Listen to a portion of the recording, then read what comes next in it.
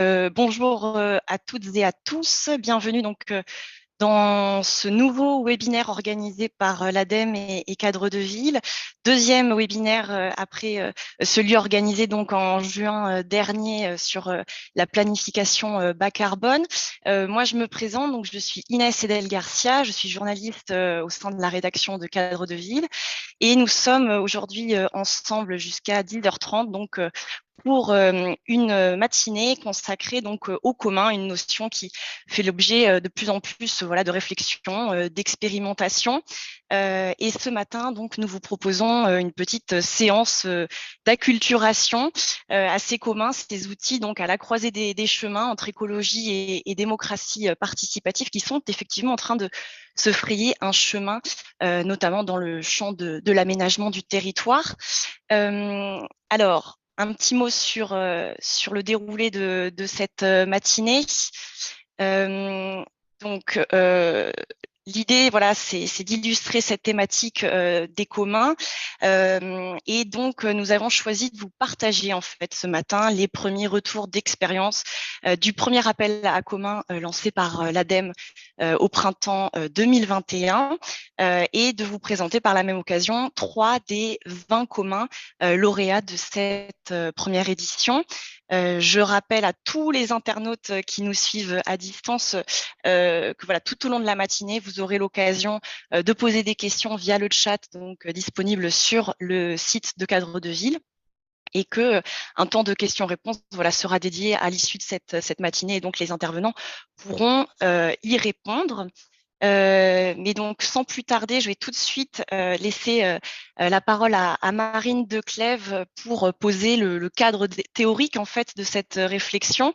Marine, vous êtes en direct avec nous depuis la Belgique et vous êtes historienne de l'art et urbaniste et vous venez de publier, vous êtes co-autrice de cet ouvrage collectif, La ville en commun, récit d'urbanisme. Et donc, voilà, je vous laisse revenir sur la définition de ces communs et sur les origines de ce concept. Qu'entendons-nous exactement par commun? Voilà, je vous laisse la parole. Alors, bonjour. Donc, on m'a demandé de faire une courte introduction théorique sur la notion de commun que j'ai explorée avec Bernard Declèves. Attendez, je suis pas du tout sur la bonne biais, voilà. Donc, avec Bernard Declèves, Chloé Salambier, Anis Mezoued et Vincent Kaufmann dans le livre dont vous venez de rappeler le titre, La ville en commun, récit d'urbanisme. Donc, c'est un ouvrage collectif dont le projet a émergé à la suite d'un cours en ligne contributif où les participants et participantes étaient amenés à documenter une série d'expériences de commun près de chez eux. Donc, on a récolté comme ça une série d'expériences à travers le monde.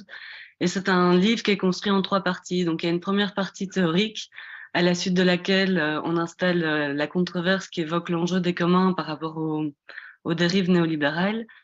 Ensuite, il y a une partie thématique qui explore une série d'études de cas, donc qui sont liées aussi aux vidéos que les participants et participantes ont produites. Et puis, il y a une partie qui revient sur les rapports des communs au projet d'urbanisme.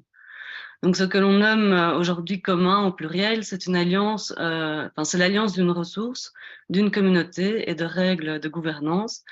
Et ce sont des biens et des pratiques qui se définissent à travers des faisceaux de droits d'appropriation ou d'usage de l'espace et du temps, et qui ouvre ainsi aussi un champ d'expérimentation pour produire ou gérer des ressources collectives qui permettent de faire face à des enjeux fondamentaux que sont se nourrir, se loger, se mouvoir, apprendre, échanger, préserver la nature et ainsi préserver aussi la santé. Et d'un point de vue théorique, on peut revenir sur les 8 conditions qu'Elinor Ostrom identifie pour assurer la pérennité de ce qu'elle appelle, donc elle écrit son ouvrage Governing the Commons, elle le publie en 1990, et donc elle se réfère à ce qu'elle appelle des Common Pool Resources. Et ces 8 conditions sont le fait, la première, c'est le fait qu'il y ait des limites clairement définies qui permettent d'identifier la ressource et la communauté. La deuxième, c'est qu'il existe des règles qui s'adaptent aux besoins et aux conditions locales. Donc, ces règles contraignent l'appropriation de la ressource en termes de temps, d'espace, de technologie ou de quantité. Ensuite, c'est la possibilité qu'ont qu'ont les individus concernés par la ressource de participer à la modification des règles. La quatrième condition, c'est qu'il existe un système de surveillance. La cinquième, un système de sanctions. La sixième, un mécanisme de résolution de conflits. Et la septième, c'est qu'aussi les droits de la communauté à élaborer ses propres institutions soient reconnus et qu'elles ne soient pas remises en cause par des autorités gouvernementales externes. Enfin, la huitième condition, c'est qu'il y ait de multiples niveaux d'imbrication des entreprises, donc liées à la ressource. Alors, une deuxième entrée théorique pour parvenir à définir les communs, c'est la grille de classification des biens qui identifie deux critères, donc le critère de la rivalité et de l'exclusivité. Et l'interaction de ces deux critères permet de distinguer un parc public, qui serait un bien public, d'un jardin partagé ou d'une forêt, qui serait un bien commun, par rapport à un site patrimonial d'accès restreint, qui serait un bien de club, ou un jardin privé, qui serait un bien privé. Alors, si ces théories sont récentes, les communs ne sont pas nouveaux et répondent à diverses acceptations dans le monde d'hier, d'aujourd'hui, probablement de demain aussi, et diverses acceptations qui sont aussi différentes dans les contextes du Nord, des Nord ou des Sud. Alors, au XVIe siècle, débute le mouvement des enclosures, qui désigne donc un moment historique où les seigneurs se sont appropriés les terres qui étaient auparavant communales. Donc, enclosure, c'est un terme qui renvoie aux stratégies que les seigneurs anglais ou riches fermiers ont utilisées afin d'étendre leur possession sur la propriété foncière communale. Et c'est le système qui a mis fin au système d'open field, qui était alors, à l'époque, un arrangement par lequel les villageois pouvaient cultiver dans le champ communal, qui était donc un champ non clôturé. Ce système d'open field reposait sur une partie d'autogestion et d'autonomie dans la mesure où les décisions étaient prises par des assemblées paysannes qui décidaient de quand planter, quand récolter, assécher les marais ou bien même combien d'animaux pourraient pâturer sur le terrain. Alors en 1968, Gareth Hardin écrit un article qu'il intitule La tragédie des communs et dans lequel il décrit ce processus historique de privatisation des terres communales. Et il le fait pour démontrer l'incompatibilité entre surpopulation mondiale d'une part et finitude des ressources d'autre part. Et il va ainsi démontrer le fait que l'intérêt privé égoïste prédomine toujours sur l'intérêt collectif. Donc il explique que les éleveurs vont rajouter toujours progressivement des animaux pour augmenter la rentabilité. C'est ce qui va engendrer une surexploitation des ressources, qui va provoquer un manque de nourriture des troupeaux et par conséquent un manque de rentabilité pour les éleveurs. Alors pour remédier à cette situation, Hardin identifie trois voies possibles. Donc la première, c'est réduire la population, la seconde, nationaliser, et la troisième, c'est privatiser. Donc c'est un article qui va trouver un écho favorable auprès des tenants de la propriété privée. Et dans ce contexte, dans les années 80, donc une décennie plus tard, va naître la théorie des communs, donc dans un contexte qui voit à la fois le tournant néolibéral, mais aussi la mobilisation écologique et l'essor du numérique. Et donc de nombreux travaux, notamment ceux d'Elinor Ostrom, vont approfondir la question pour démontrer que certaines formes d'organisation permettent de dépasser et de gouvernance permettent de dépasser cette tragédie des communs. Alors dans le monde anglo-saxon, les commons révèlent d'autres réalités et sont nés d'un autre rapport à l'action de l'État et au partenariat public-privé qu'en Europe. Donc ça se voit également dans les plans de ville, comme ici c'est un plan historique de Boston qui montre donc le common comme un espace physique qui est intégré à un système de parcs. En Europe, dans le contexte européen, dans des villes européennes, les communs urbains renvoient plutôt à une volonté de retrouver des espaces semi-publics. Et donc ici, c'est le plan Nolly qui montre en noir les propriétés privées et en en blanc les espaces publics, et on remarque qu'il identifie, donc c'est un plan du XVIIIe siècle, qu'il identifie donc toutes les églises, etc., tous les espaces accessibles comme des espaces en blanc, donc qui seraient aujourd'hui semi-publics, considérés comme semi-publics. Donc, Elinor Ostrom, elle, quand elle parle de Common Pool Resources, elle se réfère vraiment à d'autres échelles, donc pas à celle nécessairement de places ou d'espaces publics, mais elle se réfère vraiment à des grands ensembles, comme des systèmes d'irrigation ou des nappes phréatiques, pour trouver des modes de gouvernance qui permettent à chacun d'accéder à la ressource. Et un des systèmes, par exemple, pour assurer que tout le monde ait de l'eau, c'est de mettre le maestro au bout de la chaîne pour le système d'irrigation. Comme ça, il s'assure que si l'eau parvient jusqu'à lui, ben, c'est que tout le monde y a eu accès. Alors, à la suite des travaux de Strom, il y a eu une tentative de classification des nouveaux communs en plusieurs types, et je vous propose de parcourir en partie cette carte, donc qui a été faite par Charlotte S en 2008, à travers les différents cas qu'on a pu découvrir dans le livre, mais donc qui est une carte qui parle d'un point de vue anglo-saxon. Alors, on a comme exemple de commun traditionnel, on peut citer par exemple l'organisation sociale d'un village qui est ici une concession familiale au Bénin. On peut citer le système d'irrigation et de répartition d'eau dans les palmeraies du désert en Algérie.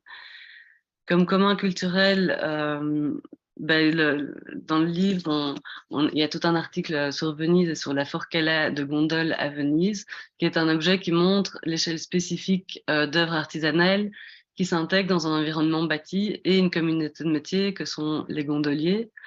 Alors, comme commun globaux, on peut renvoyer aux récupérateurs et transformateurs de déchets à Ouagadougou. Sur la question du logement, bah là, il y a toute une série d'expériences, notamment les expériences d'autoconstruction et d'aide mutuelle, de coopératives d'aide mutuelle au Brésil et en Uruguay, mais aussi les coopératives suisses et les Community Land Trust aux USA et en Belgique. Et ensuite, il y a toute une série de communs urbains qui se présentent dans la théorie, donc par exemple chez Edelman et Safransky en 2020, donc qu'on présente comme des alternatives pour un futur plus équitable, plus soutenable pour l'environnement et radicalement démocratique. Alors, on peut citer comme exemple les jardins potagers et communautaires à Détroit, les ruelles vertes à Montréal, qui sont réaménagées comme des espaces de convivialité et de mobilité douce, mais qui favorisent également, qui tentent de favoriser la biodiversité, l'essor de projets de récupération d'eau de pluie et de communautés d'énergie. Et comme dernier exemple, j'ai mis comme dia la gare de Bruxelles-Chapelle à Bruxelles, où s'est installé un centre culturel qui est ouvert de jour comme de nuit et qui montre à quel point les communs urbains peuvent être hybrides et se retrouver en fait dans plusieurs catégories. Donc ici, ça peut être à la fois identifié comme un commun culturel, un commun de quartier ou un commun infrastructurel. Donc ces communs ne sont jamais purs, ce sont des espaces particuliers avec des conditions particulières qui sont négociés en permanence. Comme dernière catégorie, il y a enfin les communs de la connaissance qui nous occupent peut-être plus particulièrement aujourd'hui et qui questionnent les manières dont on récolte l'information, la production de connaissances par les pairs et le développement de logiciels open source. Alors, ce qu'on a mis en avant dans notre livre, c'est l'idée de la polyphonie des communs et aussi de la communalité, donc aussi le fait que c'est un récit qui s'écrit au pluriel et que ce sont des expériences qui agissent à des échelles variables selon des rapports très différents dans l'interaction entre entre les trois sphères de l'économie, que sont l'économie des biens publics, l'économie de la propriété privée et l'économie des biens communs. Donc, ce sont des expériences qui, chacune d'elles, cherche à dépasser et à transformer le système de la propriété privée pour inventer une troisième voie. Et c'est là-dessus que je vais conclure et laisser la parole à Inès et Héloïse. Merci. Merci beaucoup, Marine, pour ces éléments de définition et de contextualisation qui qui nous sont très utiles. Voilà, pour démarrer ce webinaire. On reviendra vers vous un tout petit peu plus tard dans le courant de la matinée pour vous faire réagir aux propos des porteurs de commun. Je vous propose tout de suite donc d'entendre Héloïse Calvier, chargée de projet résilience des territoires au sein du pôle ville, aménagement des villes et des territoires à l'ADEME. Héloïse, je vous laisse donc nous présenter les enjeux et le premier bilan de cet appel à commun lancé par l'ADEME, comme je le rappelle, au printemps 2021. Merci beaucoup Inès. Oui, donc je vais vous présenter le dispositif en fait, qui a été lancé par l'ADEME pour soutenir concrètement les communs. C'est un dispositif qui permet de soutenir exclusivement des communs et qui a été lancé dans le cadre de la stratégie innovation 2021. Donc pour comprendre la genèse de l'appel à commun, il faut remonter à la création des fabriques, donc qui sont des associations dont la première, en fait, la Fabrique des mobilités, a été formalisée en 2018. Donc par l'ADEME. Et en fait, l'ADN des fabriques, c'est de pouvoir mettre autour de la table une multitude de parties prenantes, donc aussi bien publiques que privées, dont des entreprises concurrentes, pour en fait, les amener à se poser la question de en fait, quelles sont les problématiques communes auxquelles ces personnes sont confrontées. Et ensuite, par la mutualisation de leurs connaissances, de leurs ressources, pouvoir créer des innovations open source, donc que sont les communs, pour, dans cette logique d'accélérer les transitions. Et c'est un modèle qui a très bien fonctionné, donc qui a été répliqué sur d'autres sujets que la mobilité. Donc on a les communs, enfin la fabrique des communs pédagogiques, la fabrique des santé, la fabrique des énergies et cette fabrique de mobilité qui a même pu être exportée au Québec. Donc voilà, et donc grâce à l'expérience acquise dans ces fabriques-là, donc soutien des communs dans différents domaines, l'ADEME a pu initier son premier appel à commun en 2021. Et concrètement, par rapport à un appel à projet classique, donc l'appel à commun se caractérise par 4 différences majeures. Donc premièrement, au niveau des projets qui vont être financés, ce sont que des projets qui sont en licence ouverte, donc qui vont permettre à d'autres acteurs du domaine de pouvoir se réapproprier les ressources et les adapter à leurs besoins. Ce sont aussi des projets qui intègrent des communautés d'utilisateurs et de contributeurs. Donc c'est là qu'on va pouvoir voir l'intérêt partagé pour une ressource et donc attirer aussi d'autres contributeurs qui va aussi enrichir la ressource créée initialement. Sur le plan organisationnel, l'appel à commun fait intervenir des outils collaboratifs. Donc, on n'est pas sur une interface numérique classique, mais sur un forum et un wiki. Le forum qui est la plateforme de documentation publique de l'appel. Donc, chaque porteur et porteuse de projet vont publier leurs projets de manière publique sur le forum, regarder quels sont les autres projets qui ont été déposés et étudier les synergies possibles entre les projets, prendre contact comme ça via le forum qui est lié au wiki. Donc, ce qui permet vraiment d'avoir une première entrée collaborative. Les porteurs et porteuses font le tour des projets déjà existants et ensuite déposent leurs projets si rien de similaire existe ou voilà, si des fusions, des complémentarités avec d'autres projets n'ont pas été nécessairement identifiées. Et quatrième différence majeure aussi, c'est de construire l'appel à commun en amont avec les communautés d'acteurs qui opèrent sur le sujet d'application.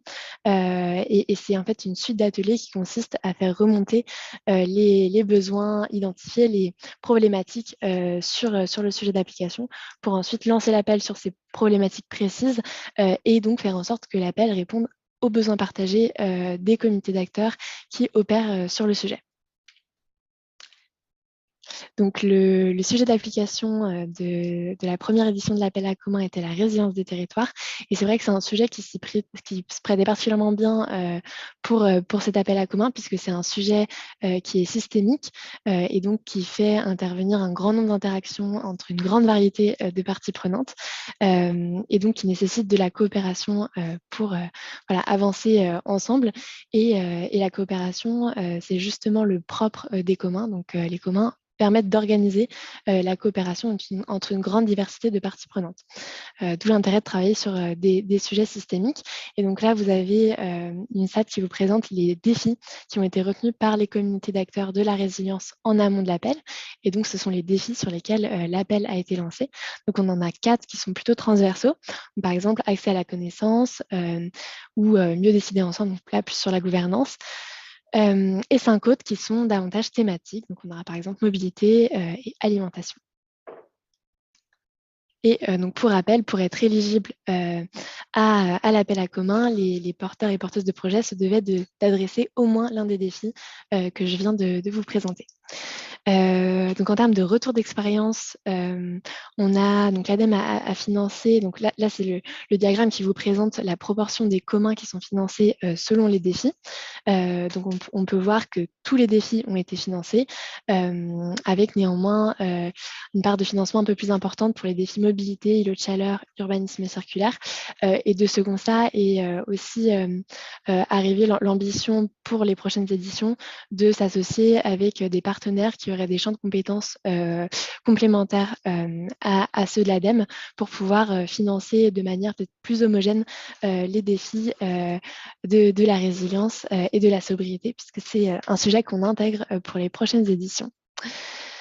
En termes de communs lauréats, l'ADEME a pu financer grâce à cet appel à commun des solutions opérationnelles assez variées sur la résilience des territoires. Donc on a par exemple des applications, des logiciels de data visualisation. On en aura 2 présentations, donc diagnostic mobilité et pas de vacances pour la vacance juste après. Également des jeux sérieux pour sensibiliser et après permettre le passage à l'action, des guides et des méthodes. Et dans cette catégorie, on aura kit d'alerte et d'action pour la résilience des territoires qui sera également présenté dans cette matinée. Ce sont des communs qui sont pour certains assez ciblés, donc par exemple sur la mobilité comme diagnostic mobilité, ou beaucoup plus transversaux comme le kit d'alerte et d'action qui là adresse le sujet de la résilience, qui a pu adresser l'ensemble des défis proposés par l'appel à commun. Également en termes d'échelle, des communs qui sont vraiment concentrés sur le territoire français, d'autres qui sont francophones, mais qui couvrent d'autres pays, notamment d'Afrique, tels que la Forge d'adaptation Nord-Sud. Et en termes de cible aussi, on a des communs qui s'adressent aux particuliers et d'autres plutôt aux collectivités. Donc ça fait un panorama assez large de solutions pour la résilience des territoires. Un graphique qui est disponible sur le wiki qui est assez intéressant, qui permet d'avoir une visualisation d'ensemble, un visuel d'ensemble de la communauté qui est créée autour de l'appel à commun. Donc, vous pouvez voir en orange les acteurs, en jaune les individus et en vert les communs. Et donc, ça permettait aussi à des acteurs qui arrivaient dans l'appel à commun de voir où est-ce que l'acteur se situe, et ensuite de regarder, d'aller voir de proche en proche quels sont les autres acteurs qui s'intéressent aux mêmes communs, qui travaillent sur les mêmes thématiques, et ensuite de pouvoir initier comme ça des synergies plus facilement. Et plus précisément donc sur les éléments de REX, donc on l'a vu, l'évolution des communs, donc il y a 80 candidatures, 20 communs financés, donc à peu près 25% des communs financés. Tous les défis ont été adressés. Donc pour ces 20 communs, il y a environ 1 million d'euros qui a été engagé, à savoir qu'un commun coûte en moyenne 50 000 euros. Sur le profil des candidats et candidates, on était sur environ 60% d'associations, 30% d'entreprises, et à savoir aussi que deux collectivités ont déposé des projets à l'appel à commun. Ce qui est intéressant aussi, c'était de voir l'engagement de nouveaux profils d'acteurs. Nous, qu'on a pu appeler associations militantes, donc des associations plutôt citoyennes, qui ont indiqué se retrouver davantage dans les codes de l'appel à commun, donc collaboratif, que dans les appels à projets plus classiques. En termes d'interaction aussi, on a pu relever que les porteurs et porteuses de projets ont bien exploité l'opportunité offerte par l'appel à commun d'aller regarder quels sont les autres projets qui sont déposés sur les mêmes défis. Donc cela a pu générer des échanges qui n'ont pas forcément abouti toujours à des collaborations très concrètes, mais qui ont toujours été jugées très enrichissant. Donc voilà. Et puis quand les synergies ont effectivement été créées, cela a pu donner des fusions, des échanges de compétences et également des mutualisations. Un autre intérêt de l'appel à commun, c'est aussi de pouvoir, grâce aux outils collaboratifs, notamment le wiki, de capitaliser toutes les connaissances qui sont produites au cours de l'appel. Donc notamment une bibliothèque de commun, donc que des ressources ouvertes qui ont été ajoutées au fur et à mesure de l'appel par les participants, un annuaire des acteurs qui opèrent sur le sujet de la résilience, une documentation d'accompagnement qui là détaille les points techniques sur les communs, donc des fiches d'accompagnement technique très opérationnelles. Tout ce contenu est disponible sur le wiki, donc n'hésitez pas à aller voir. Et dernier point aussi en termes de gain de compétences, c'est intéressant de voir que autant en interne à l'ADEME qu'en externe, les parties prenantes à cet appel ont pu monter en compétences sur le sujet des communs et sur l'open source. Donc là, j'ai relevé un témoignage intéressant d'un porteur qui indiquait que voilà, n'est pas forcément familier avec le sujet de l'open source avant l'appel à commun, mais que cet appel lui aura permis d'intégrer ces critères d'ouverture dans son activité. Donc voilà, l'intégralité du retour d'expérience est disponible sur le wiki. N'hésitez pas à aller zoomer sur la partie qui vous intéresse. Vous aurez le lien par mail suite au webinaire. Et je pourrais le mettre aussi peut-être après dans la conversation. Voilà, donc j'ai terminé ma présentation et donc je laisse les porteurs de communs présenter pour illustrer voilà, les communs lauréats à cet appel. Merci. Merci beaucoup, Héloïse, pour ce propos donc introductif sur ce premier appel à commun de l'ADEME. Je vous propose maintenant donc de découvrir les trois communs lauréats que nous avons sélectionnés pour vous ce matin, à commencer donc par Pas de vacances pour la vacance avec Thomas Charrier. Thomas, vous êtes donc urbaniste et créateur de cet outil que vous allez nous présenter dans un instant. Je rappelle encore une fois aux internautes qui nous suivent, voilà, que vous avez la possibilité de poser des questions dans le chat et puis qu'on prendra le temps, voilà, d'y répondre en fin de webinaire. Thomas, voilà, je vous laisse nous présenter Pas de vacances pour la vacance. Oui, très bien. Bah, écoutez, merci beaucoup. Bonjour à toutes et toutes. Donc, je suis urbaniste et il y a à peu près 1 an et demi, m'est venue cette petite tournure plutôt anecdotique, mais qui m'a fait prendre conscience que disposer des données sur l'existant était un sujet qui pouvait être très intéressant dans ma pratique.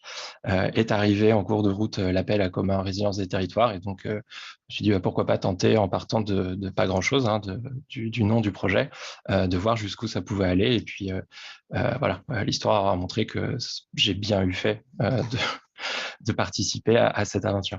Le plus simple pour vous présenter ce commun-là, c'est sans doute de vous présenter le site internet qui regroupe la majeure partie des informations nécessaires pour s'emparer du sujet, et puis aussi pour comprendre pourquoi ça peut devenir un commun, quelles sont les différentes ressources associées à la question de la vacance et pourquoi est-ce que ça en fait un enjeu de résilience. Alors, je peux partir d'une ville retenue complètement au hasard, croyez-moi sur parole, pour vous présenter les différents indicateurs qu'on développe dans cette data visualisation. Le site internet et le fonctionnement global de l'outil se veulent vraiment très faciles à prendre en main pour répondre à la première question de l'accès à la donnée sur la vacance. Donc, en un clic, vous avez accès à vos données à l'échelle de la commune, mais vous pouvez aussi grimper les différents échelons administratifs, même si on perd un peu en pertinence, mais voilà, ça vous permet de faire des sauts d'échelle intéressants entre la ville que vous cherchez et son intercommunalité. Si vous voulez commencer à rentrer un petit peu dans le détail, on propose des informations qui peuvent se comprendre dans le sens de la lecture, mais chaque tuile est autoportante. Donc, libre à vous de vous engager dans une lecture assidue des résultats. Après, c'est quelques éléments de contexte, donc qui sont essentiellement issus de l'ADEME, sauf ce petit indicateur-là, qui n'est pas très parlant, mais qui renseigne sur l'application ou non d'une taxe sur les logements vacants. On passe à des éléments sur le contexte bâti, donc qui vont j'imagine surtout intéresser les architectes et les urbanistes parmi nous, mais qui renseigne toujours à partir des chiffres de l'INSEE sur la tendance du parc de logement du territoire qu'on étudie, les différentes catégories de logements et les grandes typologies qu'on retrouve, qui sont elles aussi détaillées, qui sont ventilées par âge des constructions. Voilà. Donc, tous les indicateurs reposent sur les méthodologies des producteurs de données qu'on essaye de dénaturer le moins possible pour plus de compréhension et pour pouvoir retrouver les résultats si jamais vous souhaitez aller un peu plus loin dans l'interprétation de ce qu'on affiche. Je vous montrerai après qu'on a une fonctionnalité qui permet justement d'aller un peu plus loin. Une des nouveautés de la version que vous voyez là, parce qu'il s'agit d'une deuxième version, la première a été lancée en mars 2022 et là, ce que vous voyez à l'écran a été publié fin septembre, début octobre. Propose une visualisation cartographique de tous les résultats à côté desquels vous voyez ce petit bouton radio là. Donc, on parle beaucoup de vacances, mais vous pouvez aussi très bien décider d'afficher d'autres types de résultats. Voilà, vous faites ce que vous voulez. Et en cliquant sur les communes limitrophes ou en tout cas qui se situent dans la région d'étude, vous allez avoir accès à ces mêmes résultats, mais à l'échelle recherchée. Voilà. Alors, pour ce qui est de la vacance, on affiche deux tuiles, deux grandes séries d'indicateurs assez complémentaires, enfin très complémentaires. Donc, d'une part, les chiffres historiques à disposition du public sur la vacance qui sont publiés par l'INSEE, avec une méthodologie qui leur est propre, mais ils existent, donc on les partage, qui nous permettent notamment d'avoir de l'historicité de ces données, ce qu'on n'a pas forcément avec l'autre producteur dont je vous parlerai juste après, et afin d'avoir des éléments de comparaison par rapport au contexte global qu'on pose, de pouvoir retrouver les grandes répartitions typologiques, individuelles, collectives, et puis la génération du bâti qui est concerné. Voilà, ce qui permet de cibler, sans avoir une approche cartographique très fine, de quand même voir se dégager certaines masses, aussi bien de typologie que d'années de construction, ce qui renseigne dans certains contextes, pas forcément très bien ici, mais voilà, libre à vous ensuite d'aller sur le site internet et de faire ça dans la commune qui vous intéresse. À côté de ça, on affiche les données de l'OVAC, dont vous avez sans doute entendu parler si vous êtes intéressé à la question, qui est un jeu ouvert depuis 1 an, qui a été réalisé à la demande de la start-up d'État Zéro Logement Vacant, qui existe à une échelle beaucoup plus fine, donc à l'échelle du lot, mais on n'y a pas accès, le grand public n'y a pas accès. Donc, on décide de partager quand même ces données-là, mais à l'échelle de la commune. Voilà, et ce qui permet d'avoir 2 séries d'indicateurs complémentaires, comme je disais, sur la vacance, parce que l'OVAC introduit une dimension qui est très importante, une dimension dynamique liée à l'âge de la vacance, qui est vraiment peut-être le critère principal qui rend la vacance préoccupante dans certains territoires. Voilà. On propose ensuite de compléter cette lecture par 2 indicateurs d'externalité en rapport avec l'aménagement et l'urbanisme et l'environnement au sens large. Donc, on a une visualisation de la dynamique de construction pour la commune recherchée. Donc, il y a encore ce principe de lecture multiple des résultats. Vous avez une donnée simple, mais si vous souhaitez aller plus loin, on affiche un peu de détails. Donc, voilà, n'hésitez pas à cliquer un peu partout dès que vous voyez des petits boutons action comme ça. On renseigne les éléments de méthodologie et les éventuelles précautions d'usage à déployer quand on utilise les résultats. Et vous avez à chaque fois donc ce principe de cette possibilité d'afficher les résultats sur la petite cartographie qu'on voyait plus haut. Et à côté de ça, on propose d'illustrer donc de manière très sommaire, et c'est encore expérimental, hein, comme on le montre. Voilà, ici il y a plein de petits panneaux, attention, mais on propose quand même un premier équivalent en carbone, donc qui prend en compte des ratios qui sont vraiment très grossiers, mais qui existent, voilà, qui est là, et un premier élément d'aide à la décision qui permet de mesurer le nombre de logements qui seraient potentiellement mobilisables par rapport à la dynamique constructive du territoire qu'on étudie. Voilà. Donc, je vous disais, tous ces résultats-là, tous les indicateurs sont documentés dans les infobules que vous voyez ici, mais surtout dans l'onglet Données, qui est un portail qui est réalisé par la société Kumoul, hein, qui m'a beaucoup aidé à concevoir tout ça et puis à pousser la réflexion au bout, qui propose donc la remise à disposition de toutes les données qu'on affiche dans l'application, mais aussi d'autres données, parce qu'on n'affiche pas tout. Ces données-là sont toutes triées, renseignées, et vous y avez accès donc à l'aide d'un petit outil de visualisation qui montre que voilà, on a beaucoup plus de données que ce qu'on affiche. Donc, si vous souhaitez quand même bénéficier du traitement de certaines données qui n'existent pas forcément ailleurs, comme par exemple les permis de construire ou les données de l'INSEE de manière intelligible, n'hésitez pas à les télécharger à l'aide de ce petit bouton-là, télécharger. Voilà, vous recevez le fichier traité, mais si vous souhaitez retrouver la source, vous avez pour chaque tuile un renvoi vers les données d'origine et des éléments de documentation quand ils sont fournis par les producteurs.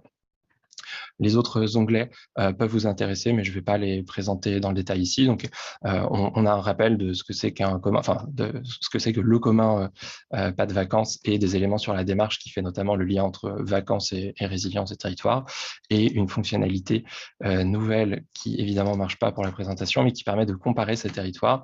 Vous sélectionnez 2 communes de référence et puis les résultats s'affichent en direct. Voilà.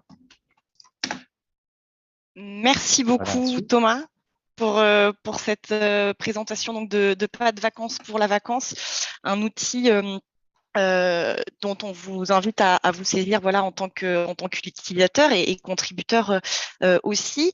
Alors peut-être une première question, Thomas, vous l'avez expliqué, vous êtes urbaniste de formation, donc vous n'étiez pas à proprement parler un expert de la data avant de vous engager dans cet appel à commun. Peut-être revenir un peu plus en détail sur voilà, la genèse de ce projet, comment vous vous êtes du coup embarqué dans cette aventure, les rencontres que ça a pu susciter. Vous avez rapidement cité Kumoul. Voilà, peut-être nous en dire un petit peu plus voilà, sur comment est né ce projet. Oui, très bien. Donc effectivement, non, j'étais assez éloigné de ces questions de données, même si j'étais à l'aise avec un ordinateur, j'étais loin de me douter qu'on pouvait faire tout ça. Et je suis toujours pas un expert de la donnée, hein, parce que les traitements sont très simples, ils sont peut-être pas à la portée de tout le monde, mais voilà, ça suppose pas des moyens et des capacités très lourdes de mon côté pour traiter tout ça. Le gros a été fait effectivement par la société Kumoul, donc qui héberge les données et qui a développé l'application que je viens de vous présenter. C'est une société française qui est spécialisée dans l'open data et qui met un point d'orgue à développer des projets open source. Donc, à ce titre, tout le code source de l'application et d'une partie du site, et notamment le portail de données, est disponible. Les données le sont aussi. Donc, si vous voulez refaire une version de Pas de vacances pour la vacance, vous pouvez, et puis vous avez le droit aussi, parce que tout est en licence 2. Au-delà de certains acteurs de la data en France que j'ai pu approcher dans le montage du commun et puis que je continue d'ailleurs d'approcher en ce moment, ça m'a permis quand même d'échanger avec donc évidemment tous les autres porteurs de projets dans le cadre de l'appel à commun, avec des rencontres qui ont parfois mené à des choses et parfois non. Voilà, c'est la joie de la communauté. Mais j'ai pu, au balbutiement de l'outil, approcher certaines collectivités avec lesquelles on a un petit peu avancé, notamment sur la prise en main de l'outil et la pertinence, dans certains cas, de l'affichage d'indicateurs spécifiques. Et puis, plus globalement, comme le site a été lancé très tôt dans le développement du projet, j'ai des sollicitations un peu tout le temps, soit sur des signalements de logements vacants, soit sur voilà, des demandes d'échange pour en savoir un peu plus sur la prise en main de l'outil, comment ça fonctionne. Voilà. Donc, l'intention de base, comme vous l'avez vu, c'est d'avoir une prise en main avant tout très simple, déjà parce que je ne sais pas faire beaucoup plus compliqué, je fais avec mes moyens, et que c'est volontairement à destination d'un public très varié, que vous soyez élu, technicien d'une collectivité ou architecte, urbaniste dans votre société. Vous avez sans doute besoin de ces indicateurs-là, alors peut-être pas au quotidien, mais pour des usages très variés, et vous pouvez y accéder avec ces différents degrés de lecture. Merci beaucoup pour ces compléments d'information. Du coup, juste pour repréciser, donc la structure Kumoul, vous l'avez, enfin la mise en relation, c'est faite à travers l'appel à commun. Vous n'étiez pas en contact auparavant, hein, c'est bien ça. Et peut-être nous dire un mot sur ce qui vous a attiré, interpellé avec cet appel à commun par rapport à un appel à projet classique. Oui, je pense que c'est important d'insister un peu là-dessus parce que j'ai pu, par le passé, participer à plusieurs appels d'offres commande publique. Et effectivement, on est dans des process qui sont légèrement moins compliqués dans la mesure où on pouvait déposer ces projets à différents stades. Donc, en l'occurrence, PDV était déposé au stade du projet. Et comme je lançais ma structure en même temps, j'avais pas de référence à mon nom propre, enfin, en tout cas au nom de ma structure. Et j'ai pu comparer en parallèle la réponse à l'appel d'offres et le travail de constitution du projet via l'appel à commun 2021. Et au-delà des rencontres et du format très ouvert de l'appel à commun, il y a des traces très utiles qui sont laissées, comme le disait Loïse tout à l'heure, à travers le wiki et le forum. Ce sont des supports et des moyens de communication, et puis aussi des bases de connaissances qui restent, ce qui n'est pas forcément le cas quand on répond à un appel d'offres. Voilà. Et peut-être une dernière question, où en est à ce stade l'outil Pas de vacances pour la vacance? Quelles sont les perspectives pour cet outil?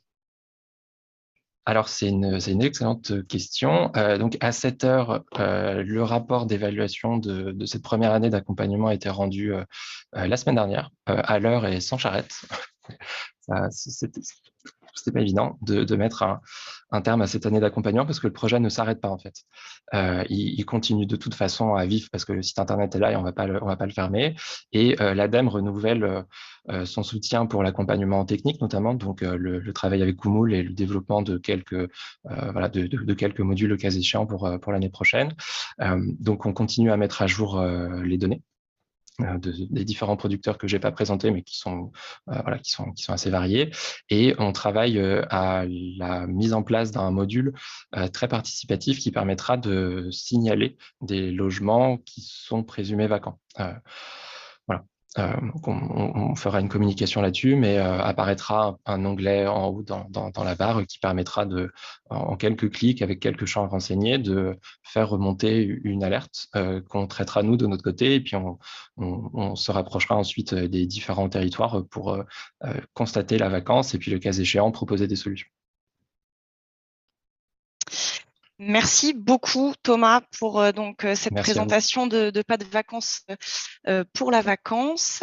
On va du coup maintenant, après le logement, passer à une autre thématique, celle de la mobilité, avec Maël Bordas, donc ingénieur et consultant en mobilité durable au sein de la structure Mobam, qui va donc nous présenter le commun diagnostic mobilité. Voilà, Maël, je vous laisse la main sur l'écran.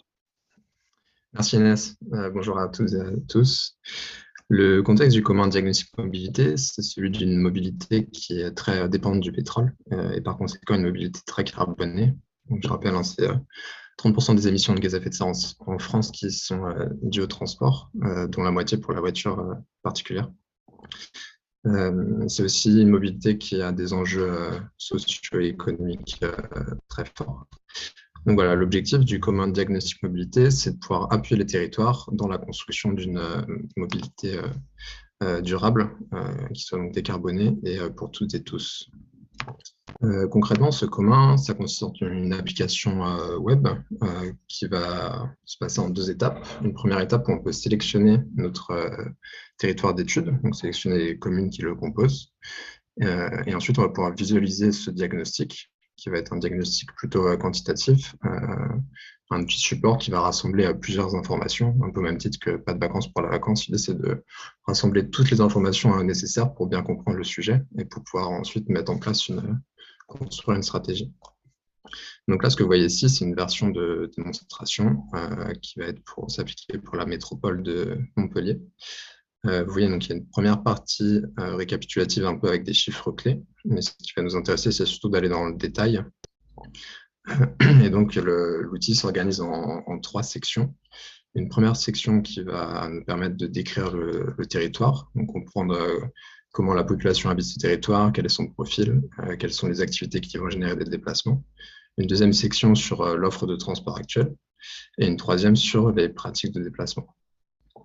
Donc, dans cette première section sur la description du territoire, on va retrouver ce qui va être surtout intéressant, par exemple, ça va être la population au carreau, qui va nous permettre de comprendre très finement comment s'organisent les les habitants et les habitantes? Est-ce qu'ils vont être concentrés dans des hameaux, dans des villages, ou est-ce que ça va être très, très dispersé? On va avoir ensuite des infos sur le profil de cette population, selon si on souhaite s'intéresser à des profils en particulier. On peut avoir des profils qui vont avoir des besoins spécifiques, par exemple des personnes au chômage qui peuvent avoir des difficultés à retrouver de l'emploi parce qu'elles n'ont pas de moyens de transport à disposition. Ou alors des personnes plus âgées qui peuvent avoir des difficultés pour se déplacer, se retrouver isolées pour aller à des rendez-vous médicaux, par exemple. Donc, voilà ce que permet un peu cette section. On va avoir des infos sur les revenus qui vont évidemment aussi jouer sur la mobilité, avec un premier indicateur qui concerne le niveau de vie médian et des indicateurs pour caractériser les inégalités avec l'indice de Gini et les caractères déciles. Des indicateurs aussi qui vont pouvoir regrouper un peu profil, situation géographique et niveau de vie avec la précarité énergétique, mobilité ou mobilité au logement, par exemple. Et ensuite, comme je vous disais, on va avoir des infos sur les lieux qui vont générer des déplacements. Les lieux principaux, ça va être les lieux d'emploi. Donc, on va pas mal détailler dans cette section. On retrouve le nombre d'emplois par commune et le ratio nombre d'emplois sur nombre d'actifs qui va nous donner des infos sur est-ce que la commune va attirer des personnes actives dans la journée ou est-ce qu'au contraire, tous les habitants actifs du territoire, en quelque sorte, s'échappent vers d'autres communes qui ont beaucoup d'emplois. Et donc ça, on va pouvoir le comprendre plus finement avec la vision sur les flux. Ici. Donc, tout le détail des flux en fait, navetteurs entre les communes, soit internes en fait, aux communes avec les ronds, soit les flux avec les traits, qu'on peut vraiment détailler. De la même manière, on peut savoir qui n'habite pas le territoire mais vient y travailler. Donc là, typiquement, sur la métropole de Montpellier, on voit qu'on a beaucoup de personnes extérieures au territoire qui viennent travailler, notamment à Montpellier. On a aussi des infos sur les autres pôles d'activité. Donc, on retrouve évidemment l'éducation avec toutes les écoles. Comme je vous disais, les lieux de santé, qui vont être, on parle beaucoup de déserts médicaux en ce moment, donc c'est des sujets qui sont très importants. Et donc, ces lieux de santé, on les met en regard de notre population à la carotte de 200 mètres. Ça permet de pouvoir identifier des endroits où on peut avoir vraiment des manques, des espèces de zones blanches. De la même manière, on va retrouver les commerces alimentaires. Toujours pareil, hein, l'idée c'est de voir où est-ce qu'il peut y avoir des manques. Et enfin, une dernière carte, un peu de synthèse, où on distingue là de 3 pôles qu'on a nommés proximité, pôle intermédiaire ou pôle complet. L'idée dans cette partie, c'est de pouvoir travailler sur un aspect plutôt de démobilité. La mobilité durable, c'est pas que changer de mode de transport, c'est aussi réduire les distances et repenser un peu notre mode de vie au quotidien. Donc on retrouve un peu cet aspect systémique là dont parlait Héloïse, finalement remettre un peu tout ça en question.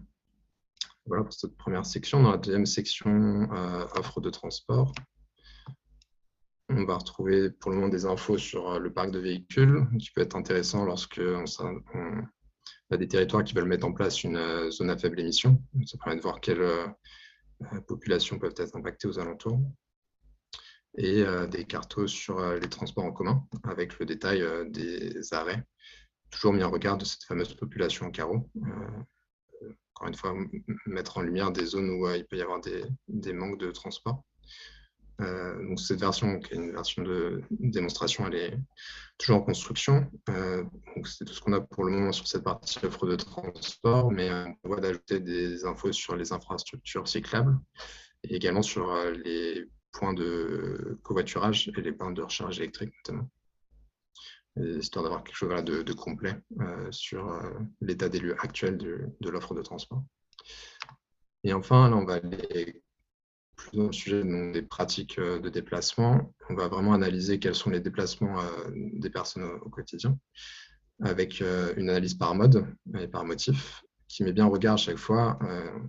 Je trouve que quand on parle de mobilité, on parle souvent on quantifie souvent un nombre de déplacements, mais ce qui va être plutôt intéressant, notamment pour illustrer les émissions de gaz à effet de serre, ça va être les kilomètres parcourus. Donc là, on met bien les deux en regard à chaque fois. Et on s'aperçoit aussi souvent que ce qui va nous intéresser, c'est que la part là, des domiciles, des trajets liés au travail vont occuper quasiment 50% à chaque fois en des kilomètres parcourus. C'est vraiment ça qui va être moteur. Dans la première étape où on sélectionne les communes, on peut définir 3 différentes zones. Donc là, on a sélectionné en zone 1 la commune centre de Montpellier, en zone 2 la première couronne et en zone 3 la deuxième couronne. Ça permet de voir en fait les différences de part modale au sein de chaque zone et entre les zones. Donc là, typiquement sur Montpellier, on voit qu'on a beaucoup plus de transports en commun au sein de la commune centre de Montpellier que dans la première et la deuxième couronne. De la même manière, en fait, les échanges entre Montpellier et la zone 2 sont assez forts en transport en commun, tandis qu'entre la zone 2 et la zone 3, on en a très peu. Pareil, en fait, on peut basculer entre cette unité de nombre de déplacements et cette unité de distance parcourue.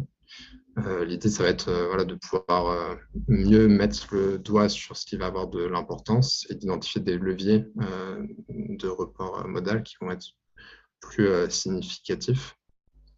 Et donc, s'affranchir aussi un peu des idées reçues avec cet outil support pour aussi ouvrir à la discussion. On a un détail des flux entre les communes. Toujours pareil, ça permet de voir sur quel axe on peut travailler en priorité, mais quels vont avoir le plus de poids. Et on s'intéresse ensuite, on fait un focus sur les trajets spécifiques au travail. On a vu que c'était très, très important, avec donc, toujours les parts modales, une répartition par classe de distance. Et selon si les trajets sont chaînés ou non chaînés. Donc un trajet chaîné, ça va être un trajet où on ne fait pas directement domicile-travail, mais on fait domicile, accompagnement par exemple pour déposer des enfants à l'école ou courses avant de se rendre au travail. Donc on a des étapes en fait intermédiaires, ce qui peut être une contrainte supplémentaire pour activer du report modal. Donc là on sépare les deux. Et on a cette répartition par classe de distance, toujours pareil, pour essayer de voir où est-ce qu'on peut substituer un mode de transport en voiture, par exemple, en mode de transport mobilité active. Et donc, par exemple, on retrouve souvent un chiffre dont on entend souvent parler, c'est que là, on a à peu près 50% des trajets qui font moins de 5 km. On peut se dire, on peut les faire à vélo. Attention toutefois, là, on a toujours cette bascule. Et donc, si on passe en distance parcourue, en fait, on s'aperçoit que en termes de distance, ils représentent très peu et que le gros des trajets, en fait, sont les trajets longs. Donc, il ne faut pas oublier ces trajets. Je ne vais pas approfondir plus cette démonstration ce matin, mais l'idée, c'est de vous donner un aperçu un peu concret de ce à quoi ressemble l'outil. L'idée, c'est, comme je vous disais, que ce soit un outil de support de discussion, un outil aussi support pour les techniciens et techniciennes dans leur travail du quotidien, que ça puisse leur faire gagner du temps, mais aussi que ça puisse être un support un peu objectif où on fait un peu un pas de côté, on prend un peu du recul là, sur notre situation de mobilité. On essaie de construire une stratégie de mobilité qui soit vraiment durable et on traite vraiment les problèmes aux bons endroits. Voilà, je vous rends la main, Inès. Merci Maëlle pour donc cette démonstration live du diagnostic mobilité. Peut-être un mot sur voilà le processus de conception de ce commun. Je crois que vous n'avez pas été tout seul, Maëlle, à travailler sur ce commun. Vous avez rencontré quelqu'un d'autre dans le cadre de l'appel à commun. Peut-être un mot justement sur cette collaboration. Oui, tout à fait. L'appel à commun m'a permis de rencontrer l'autre porteur de projet, donc qui est Jean-Claude Défi, qui travaille dans une association qui s'appelle ATEC ITS, qui fédère plein d'acteurs de la mobilité en France et qui travaille notamment sur ces questions de mobilité décarbonée. Jean a plutôt une approche donc territoire, on va dire métropole, tandis que je m'intéressais plutôt aux territoires ruraux. On avait un peu l'ADEME nous a mis en relation et donc on a pu monter ce projet finalement à deux, comme les deux étaient très complémentaires. Donc c'était très, très bénéfique pour ça. Et ensuite, on travaille avec des territoires pilotes qui nous aident au quotidien. En fait, ils ont accès à une version de démonstration comme celle que je viens de vous présenter, mais donc spécifique à leur territoire. Et ils nous font leur retour à la fois sur l'ergonomie de l'interface, mais aussi sur le type d'indicateur, ce qui leur est utile ou non, ce qui nous permet d'améliorer l'outil. Quels étaient ces territoires pilotes précisément, Maël? Du coup, on a essayé de varier un peu les profils. Donc, on a 2 territoires pilotes qui vont être plutôt des communautés de communes en milieu peu dense. Donc, la communauté de communes de Charlieu-Belmont et la communauté de communes du Grand Autunois Morvan. On a la communauté d'agglo de Laval qui nous accompagne aussi. Et puis en métropole, on a des retours de la métropole de Lyon et de la métropole de Marseille également. D'accord.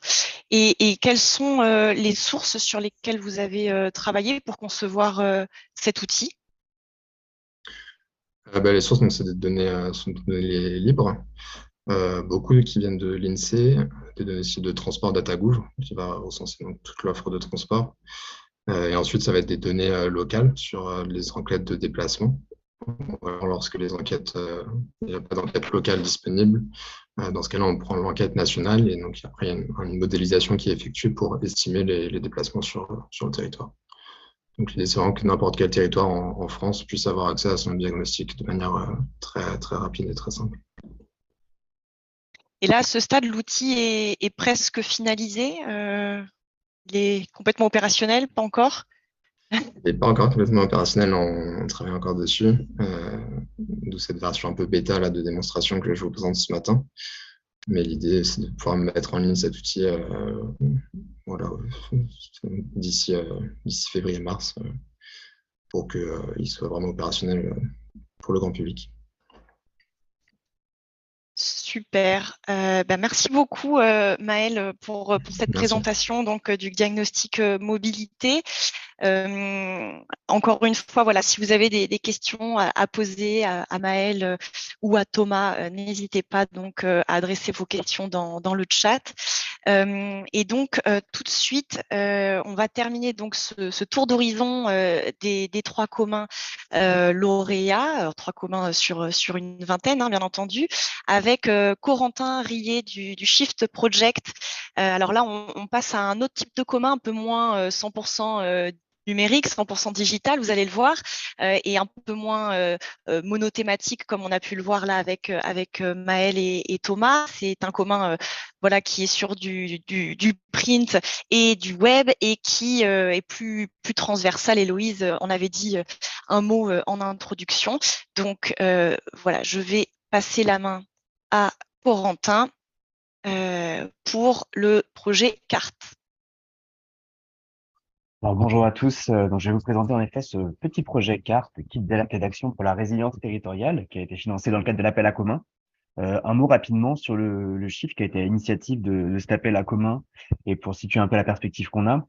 Nous, notre marque de fabrique, c'est toujours d'essayer de militer pour la sortie la plus rapide des énergies fossiles, pour 2 raisons bien évidemment, parce que la ressource se raréfie d'une part, et d'autre part, parce que ça contribue de manière majeure au changement climatique, qu'on tente de limiter par tous les moyens. Le Shift travaille beaucoup sur des sujets plutôt nationaux, des grands secteurs de l'économie. Et il y a 2 ans, il a commencé à travailler sur les territoires. Alors la question, c'est comment est-ce qu'on intéresse les territoires qui sont tout petits au regard du problème et donc qui se disent, wow, ok, ma contribution ne sera pas forcément significative au regard des grands changements qui ont lieu aujourd'hui. Bon, alors pour certains, c'est facile. On va jouer quand même sur ce ressort-là, sur le ressort moral, sur l'importance de l'intérêt commun, et ça marche avec des élus déjà concernés par ces sujets. Pour d'autres, c'est plus compliqué. Et c'est là qu'on fait appel à la notion de résilience territoriale, qu'on trouve super, puis finalement, elle permet de replacer tous ces sujets environnementaux, globaux, un peu abstraits sur des choses concrètes. Mon territoire, demain, s'il manque de pétrole, mon territoire, demain, si le changement climatique frappe, qu'est-ce qui se passe? C'est la sécurité des citoyens qui est mise en jeu. La sécurité, c'est consensuel, ça parle aux élus de droite, de gauche, c'est parfait. Donc, on est resté sur ce prisme de la résilience territoriale pour aborder tous les chocs, les stress susceptibles de survenir sur les territoires, et en particulier liés au changement climatique et aux énergies fossiles. Donc, on avait travaillé au niveau national avec un gros produit qui est sorti en février 2022, un livre Climat Crise, le plan de transformation de l'économie française. On avait fait ce travail un peu par grand secteur de l'économie, d'écrire à quoi devait ressembler une économie décarbonée d'ici 2050, qui serait donc aussi une économie plus résiliente, puisqu'elle n'aurait plus besoin a priori d'énergie fossile ou très peu pour fonctionner. On est dans un contexte particulier au moment où on veut lancer, qu'on veut travailler sur ce projet CART, c'est que on se rend compte tout bêtement que il n'y aura plus de mandat local, donc mandat communal, intercommunal complet, d'ici 2030. On a le mandat en cours qui va se finir en 2026, puis 4 ans de mandat d'ici 2030. Sauf qu'on a des objectifs qui sont actuellement revus à la hausse pour l'ensemble des territoires français. Donc, on ne peut pas se permettre de dire, OK, on reste tel quel, on attend que le mandat se finisse et on verra au prochain. Si on fait ça, on ne sait pas en 4 ans qu'on arrivera à tenir les objectifs. Du coup, pour nous, il y a un objectif majeur, c'est de faire un peu descendre tous ces diagnostics qu'on a posés au niveau national, au niveau local, pour alerter et mettre en mouvement les élus, pour rehausser les objectifs et faire en sorte que ça se bouge d'ici la fin du mandat, en quelque part en donnant un second souffle au mandat en cours. Et c'est donc là que vient l'idée de ce kit d'alerte et de mobilisation, où on s'est questionné comment est-ce qu'on peut avoir une valeur ajoutée, comment est-ce qu'on peut mettre en branle un petit peu les élus au niveau local. Le premier sujet, évidemment, c'était de territorialiser un peu notre approche. On a commencé à réunir différentes parties prenantes ce qui est sorti de notre diagnostic, c'est que si on n'allait pas pouvoir faire pour chaque territoire français dans le détail une grille d'objectifs qui tomberait de haut, qui n'a pas de sens, on pouvait quand même essayer de préciser un peu notre diagnostic par grande typologie de territoire et d'amener un peu de la différenciation. Alors, on a différencié de manière un peu brutale, mais ça permet quand même de tracer des grandes lignes de démarcation, les territoires urbains des territoires ruraux. On s'est intéressé quand même à leur intégration, évidemment à la coopération entre ces territoires qui sont souvent rassemblés au sein d'offices intercommunales, en particulier en s'intéressant à la question des métropoles. Et enfin, on s'est intéressé à des géographies un peu particulières, la question des montagnes, des littoraux français et aussi des territoires d'outre-mer. On a hésité parce que c'est des territoires pour lesquels on a moins de données, mais c'est aussi des territoires justement pour lesquels il y a beaucoup de choses qui sont à faire parce qu'il y a moins de rapports qui existent et on voulait pas les laisser de côté. Donc, on a rassemblé ces territoires en dépit de leur diversité. Et ensuite, c'est poser la question, ok, c'est bien, on se rend compte qu'on va être capable de poser des objectifs, des diagnostics pour ces territoires, mais concrètement, c'est cool si on sort un énième rapport de plus pour chacun de ces territoires, c'est pas certain que ça fonctionne et que ça ait un effet complètement délirant. Donc, on a réfléchi avec nos partenaires à comment est-ce qu'on pourrait concrètement aller mobiliser les élus sur les différents territoires, parce que ça nous paraît quand même être les personnes majeures à mobiliser, des élus qui sont convaincus, ça permet de faire avancer le schmilblick. Alors, pas forcément en les ayant eux directement en face, parfois en essayant de convaincre, en essayant d'aller voir direct leurs agents ou des personnes qui sont proches d'eux, qui sont susceptibles de les convaincre. Et donc, on a réfléchi en fait à ce qui est très vite devenu un kit de mobilisation pour essayer d'aller chercher ces élus. Le kit de mobilisation qu'on a proposé, il se compose de plusieurs éléments que je vais vous présenter juste après. Donc classiquement, on a une publication principale où on reprend un peu nos analyses, qu'on a déclinées en cahiers par type de territoire. Et puis très vite, c'est poser la question, ok, c'est bien, ça reste des gros rapports, c'est un peu compliqué pour aller voir les élus, c'est un PDF, c'est pas la folie. Donc on s'est dit, ok, ce qui fait bouger les élus, c'est un diagnostic qui est ressorti aussi, c'est concrètement aussi des contacts. Il faut que des personnes aillent les voir, qu'on soit quelque part dans le vrai monde, qu'on leur laisse quelque chose de concret, qu'on soit capable de discuter avec eux. Le mail, il va se perdre, et si c'est la prise de contact rapide aussi à distance, ça va se perdre. Donc on s'est dit qu'il fallait que finalement qu'on revienne à des choses assez basiques, avec des supports papier. Et on s'est dit autant que le support papier puisse servir aussi à l'animation, à faire des petites réunions avec les élus. Et donc, on a réfléchi à ces formats de cahiers posters, qui sont en fait du coup des synthèses de notre rapport, un peu au format le 1, où finalement on déplie et à la fin on a une petite synthèse des recommandations du Shift sur différents secteurs, les différents secteurs à transformer sur son territoire, et qui rappelle un peu les grands objectifs. Plus, ça a le bénéfice de faire une jolie affiche qu'on peut laisser ensuite dans le bureau et qui est propice aussi à de nouvelles discussions. Et enfin, un troisième objet dont je vais pas parler aujourd'hui parce qu'il est encore en construction, qui est une plateforme web, Shift My Town, où finalement on produit pas d'indicateurs particuliers. On est en train d'essayer de synthétiser les travaux de plein de gens sur différents secteurs économiques pour proposer voilà un peu une grille de lecture. Mais voilà, je rentre pas plus dans le détail parce que je ne le présenterai pas aujourd'hui. Donc finalement, on est revenu à cet objet papier et on s'est dit il va falloir qu'on ait une foule de gens qui soient susceptibles de rencontrer les élus et d'aller sur les territoires pour justement mettre ça sur leur bureau, provoquer des rencontres. Donc on s'est associé à des acteurs économiques, on s'est associé à des collectivités pour pouvoir commencer à tester un peu ces formats-là, voir qu'est-ce qui serait le plus susceptible de parler aux élus, déjà dans les secteurs de l'économie qu'on retient, dans les messages qu'on va porter et comment on les formule, et aussi dans les formats. Qu'est-ce qu'on va mobiliser comme registre pour aller toucher les élus. Et ce qui ressort toujours, c'est que les élus sont différents. Il y en a certains qui s'intéressent à des secteurs économiques particuliers, il y en a qui sont plutôt très chiffres, très ingés, et d'autres qui vont être très contents qu'on leur raconte une histoire. Donc, on a essayé de produire finalement, et ça met encore plus l'accent sur le mot kit, une foule de formats pour essayer de mobiliser les élus sur les territoires. Je vais, très rapidement, ça c'est l'exemple type de ce qu'on va avoir au sein de la publication pour chacun des leviers de transformation qu'on propose. Parce que du coup, vous l'aurez compris, ça mêle quelque part un travail de fond pour définir des objectifs sur les territoires. Et directement, on a eu à cœur de transcrire ça de manière assez simple efficace pour qu'on puisse en parler avec les élus, pour que les élus eux-mêmes puissent être intéressés. On a mis en avant évidemment le contenu, ce qu'il fallait qu'on transforme. On l'a toujours illustré. On a mis en place directement des leviers d'action qui peuvent être actionnés en général toujours au niveau de l'intercommunalité ou de la commune et des exemples de territoires qui font bien. J'ai voulu vous partager là rapidement. Hop, je quitte ce partage-là. Nouveau partage. Un peu à quoi ressemble du coup, in fine, cette petite publication qu'on a sortie avec l'exemple des territoires d'outre-mer. Vraiment, ça devrait s'afficher à votre écran. Donc, en gros, chacun des cahiers se présente de la manière suivante. Bon, je zappe la note au décideur, c'est pas le sujet. Avec des témoignages d'élus qu'on essaye de rassembler et on essaiera d'en avoir de plus en plus, mais qu'on met sur ces cahiers, qui nous expliquent en quoi, justement, eux, ils ont fait des choses sur leur territoire et en quoi c'est possible, parce que la question du pair à pair pour les élus, pour se dire qu'on est capable d'agir, ça nous a paru quelque chose de super important. Un deuxième point qui est de jouer sur les narratifs. Voilà, du coup, avec à chaque fois des récits de crises qui pourraient se produire dans les années à venir sur les territoires en question qu'on a sélectionnés. Et à chaque fois aussi un autre scénario un peu plus positif de si on avait pris des décisions aujourd'hui, en 2022, comment on aurait pu éviter ça et qu'est-ce qui serait passé sur ce territoire à cet horizon-là. On a fait un petit travail, je ne reviens pas dessus, de diagnostic aussi des émissions de gaz à effet de serre pour les grandes typologies de territoires qu'on a travaillé. Et enfin, du coup, on a retenu ces différents principes d'action qui sont présentés pour chacun des territoires, avec à chaque fois des menaces qui pèsent aujourd'hui sur les territoires. Là, on est sur plutôt du registre assez 1G formel pour essayer d'alerter sur ce qui peut se passer. Et ensuite, des leviers où on a les recommandations avec des leviers d'action, des exemples, etc. Alors finalement, tout ça, ça pourrait très bien rentrer aussi sur une plateforme web. Et à terme, c'est quelque chose qu'on envisage de tout synthétiser et pouvoir l'enrichir au fur et à mesure. Mais on s'est dit que le format papier, encore une fois, il avait cet avantage de laisser une trace, de permettre de justifier quelque part un contact avec les élus. Donc ça nous paraissait intéressant. Et tous les éléments aussi qui sont présents sur publication, les graphiques, etc., les dessins, à terme, seront en format un peu détachable pour être réutilisés par tous les gens que ça intéresse au sein de leur présentation, etc.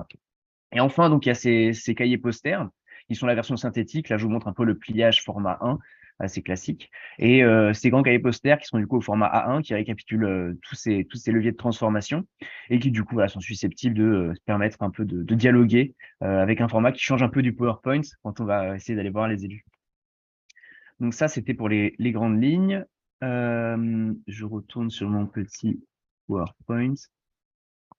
Donc voilà, après on a nous une série d'interventions. On s'est mis au service de la campagne avec le Shift pour essayer d'aller présenter un peu ces différents supports à travers des vidéos qui expliquent un peu comment on peut utiliser chacun des cahiers qu'on a produits et chacun des supports qu'on a produits, les différents graphiques, les histoires. Comment est-ce qu'on met tout ça en musique pour aller parler aux élus? Et là-dessus, ensuite, l'objectif, ça commence maintenant là, c'est d'aller avec nos différents partenaires divers et variés, économiques, publics, voir, susciter des réunions, rencontrer des gens sur les territoires et utiliser du coup aussi notre réseau de bénévoles, les shifters, et encore recruter d'autres personnes que ça intéresse. On a aussi des liens avec des consultants qui vont utiliser nos travaux, par exemple, pour sur les différents territoires porter ces messages, ces grands objectifs de transformation et donc contribuer à l'objectif d'ici à 2026 d'infléchir la trajectoire de l'ensemble des territoires français pour atteindre nos objectifs climatiques. Voilà brièvement. Merci. Merci beaucoup, Corentin, pour la présentation donc de ce kit, le CART.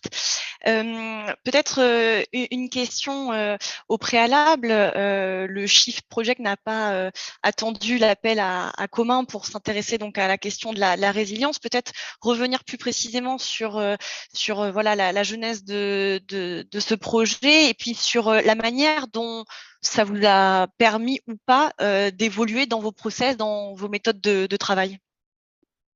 Ouais, la genèse, j'ai dit, on avait déjà travaillé sur ces sujets de résilience territoriale à travers une grosse publication un peu méthodologique qui est sortie en 2021, qui expliquait les grandes étapes.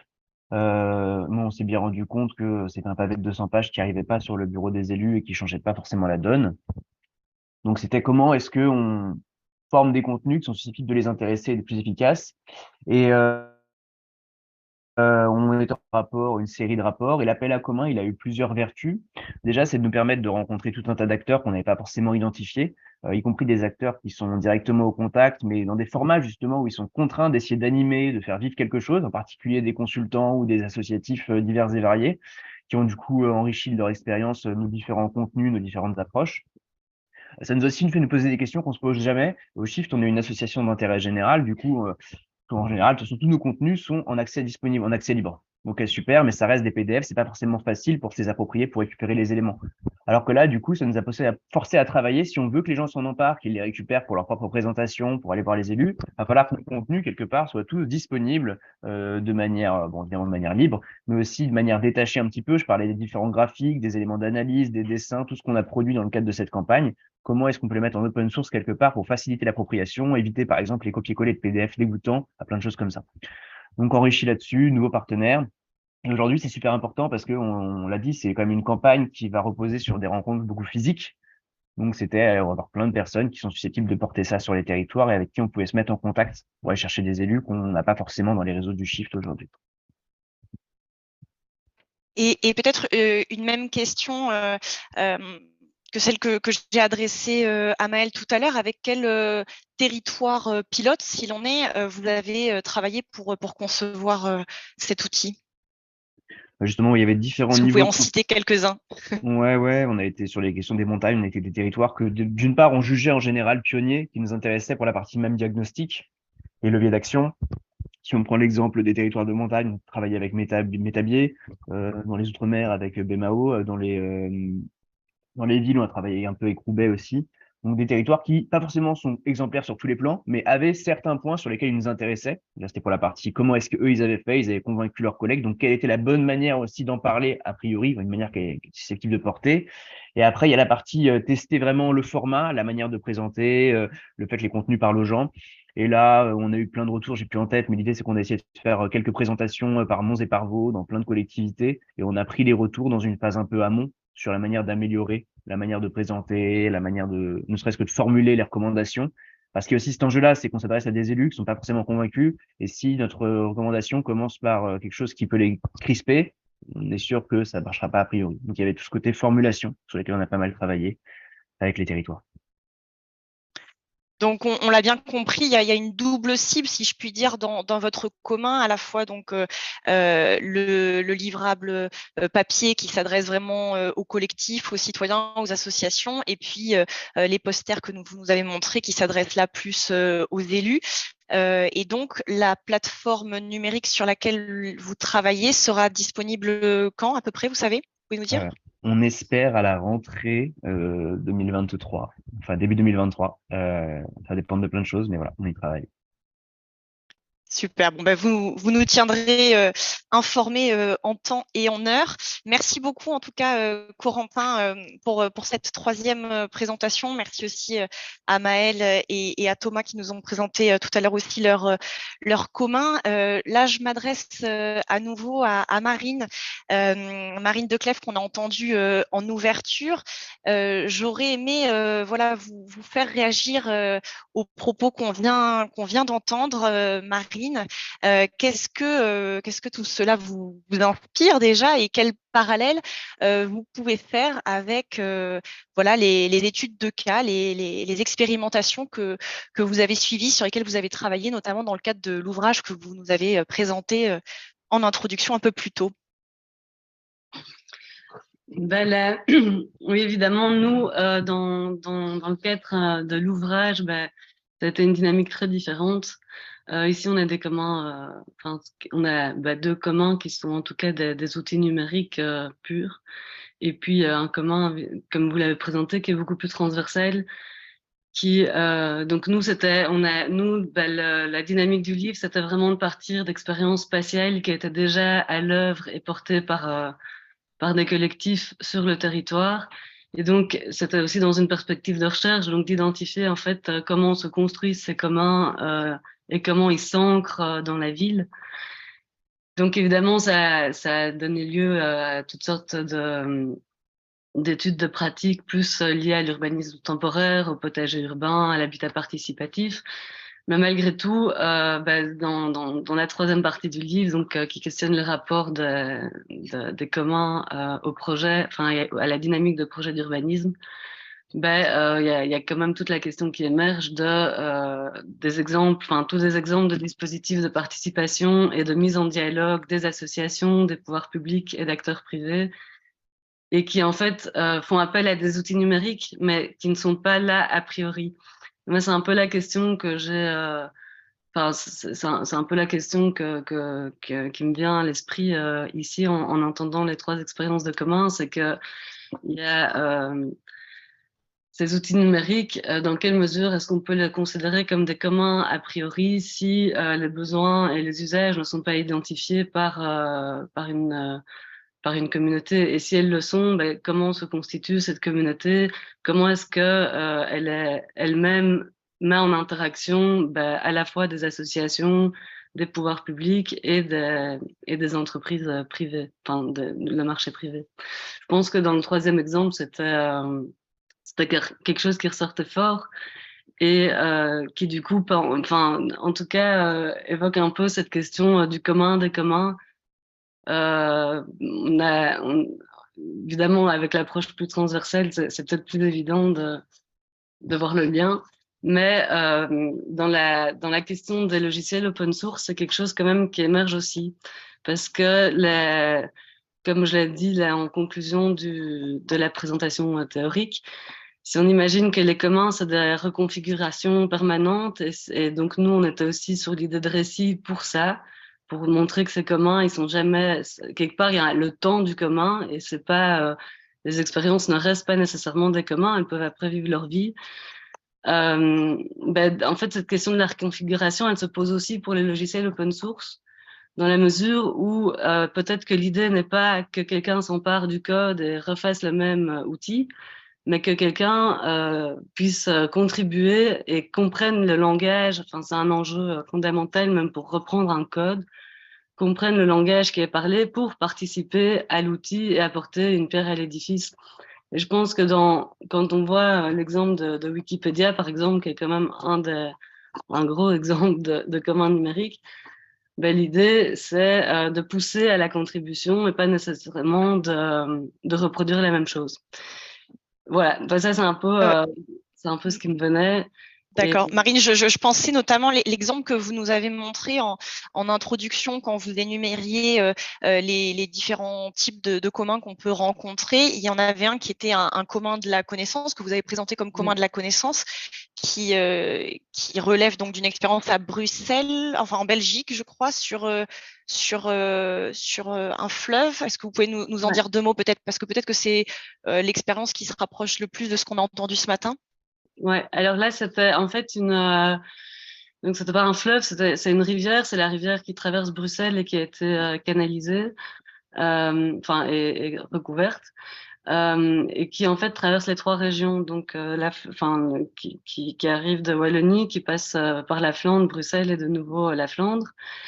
Et donc en Belgique, après, il y a un enjeu, c'est de rassembler les 3 régions qui sont toutes les 3 qui sont toutes les 3 en charge des matières territoriales et des représentations cartographiques aussi, qui du coup ont des codes de représentation différents. Donc il y avait un enjeu de les mettre à la même table et d'identifier quels étaient les projets sur lesquels chacun travaillait pour assurer la cohérence d'une continuité verte et bleue le long de la rivière. Et avec l'idée de revaloriser le potentiel écologique, etc. Et en gros, ça a été des ateliers qui ont été sujets. Donc, c'était vraiment l'idée de tous les mettre ensemble et d'identifier quels allaient être les usages d'une carte, et donc d'une plateforme web, en fait, mais d'une plateforme cartographique pour pouvoir cartographier les différents projets le long de la rivière. Et donc, les ateliers ont consisté à vraiment construire la structure de la base de données ensemble aussi. Et ça a fait partie du dispositif de projet. Après, ça a vécu sa vie, c'était vraiment, ça a émergé dans le monde de la recherche, donc il y avait une dimension très expérimentale et aujourd'hui, ça a donné lieu à toutes sortes de diverses solutions ou plateformes cartographiques. Merci pour ce retour d'expérience. Marine, est-ce que vous aviez déjà entendu parler d'appel à commun, d'appel à projet, un peu qui se rapproche de cet appel à commun lancé par l'ADEME, ou est-ce que c'est tout à fait inédit? Comment les institutions, comment les collectivités se positionnent par rapport à cette notion de commun? Mais alors, le terme appel à commun, moi, je l'avais jamais personnellement entendu. Donc, au niveau du terme, c'est nouveau, mais je pense qu'il y a quand même toutes sortes de dynamiques qui convergent vers la même idée, et donc des initiatives qui s'en rapprochent. Et donc, on peut évoquer notamment toutes les chartes que certaines villes ont mis en place, donc les chartes pour les communs. C'est le cas, ça a été le cas en 2014 avec la ville de Bologne qui a adopté le premier règlement pour l'administration partagée des biens communs. Et c'est un règlement qui permet de contracter des pactes en fait de collaboration avec les citoyens de la ville. Donc ça fonctionne sur 3 niveaux. Il y a au niveau national, il y a une loi dans la Constitution italienne, puis il y a un règlement au niveau de la ville de Bologne, et puis donc des pactes qui sont élaborés au niveau micro-local. Donc c'est des propositions là qui sont faites en ligne et puis qui sont prises en charge par une équipe dédiée et qui répond à ces demandes et qui fournit un accord dans un délai d'une quinzaine de jours, un mois. En Italie, c'est des expériences qui ont été renouvelées, notamment à Turin, où là, il y a peut-être même encore plus de nuances parce qu'ils ont redéfini c'était quoi les biens communs urbains. Dans le cas de Turin, c'était quoi aussi les citoyens actifs, qu'est-ce qu'ils entendaient par citoyens actifs, et puis aussi quels pouvaient être, enfin, et alors avec une grande, et ça c'est important, avec une grande nuance sur le fait que les pactes ne devaient pas remplacer les services essentiels qui devaient être garantis par les municipalités et par l'action publique. Parce qu'évidemment, c'est un risque des communs, c'est qu'en gros, si les associations et les acteurs ou des acteurs privés font le boulot du pouvoir public, le pouvoir public, quelque part, il peut se retirer. Donc voilà, et après il y a eu d'autres expériences à Barcelone aussi, en 2015 avec l'entrée de Barcelona à une commune à la mairie, puis en 2017 la ville de Gand qui est en Belgique qui a aussi fait un plan de transition vers les communs, et puis à Bruxelles on a eu aussi le lancement d'une étude participative qui là a posé une vraie question, parce que donc c'est une étude qui vise à mettre en place un plan d'action pour les communs, mais qui a fait l'objet d'un appel d'offres, et qui a donc eu comme effet de mettre en concurrence des communs pour répondre à l'appel d'offres. Ce qui est peut-être pas souhaitable, on s'en doute, mais donc voilà, c'est aussi une question, c'est dans quelle mesure est-ce que on renégocie les contours de la compétition en fait au niveau de l'ambition de mettre on ne devrait pas dire le plan d'action sur les communs, mais on devrait dire le plan d'action des communs sur l'espace public on devrait retourner la question en fait.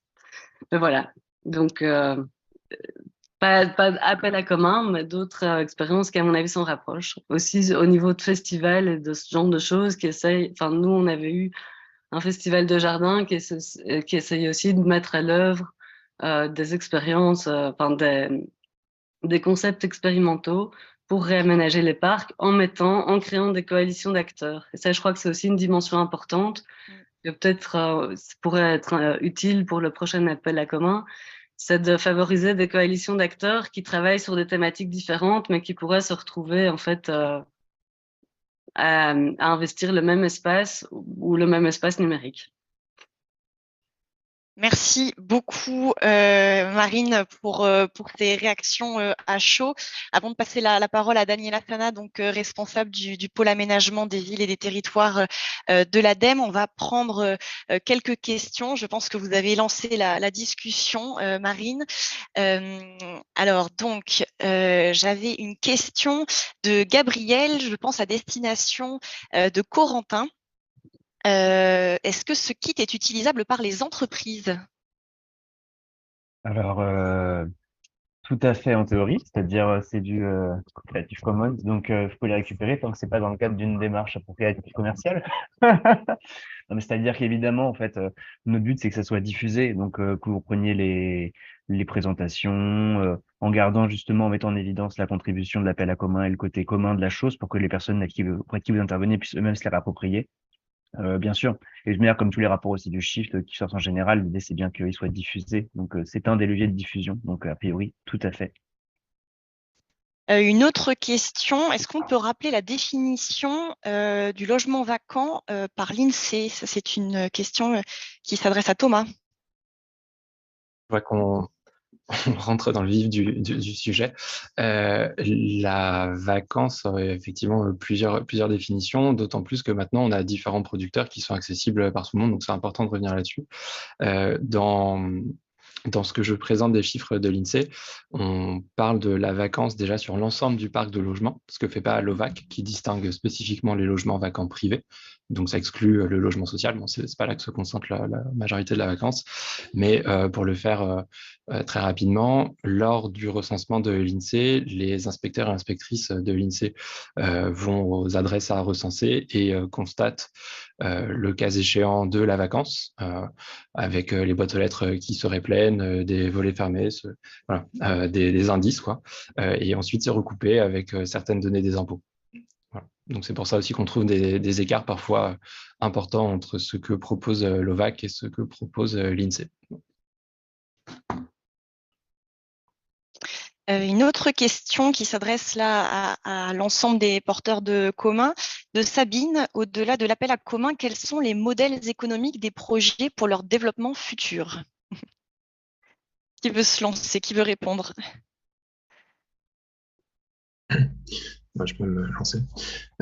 Très bonne question. Ouais. Et en fait, c'est toujours c'est en construction et on essaie de construire ça au fur et à mesure.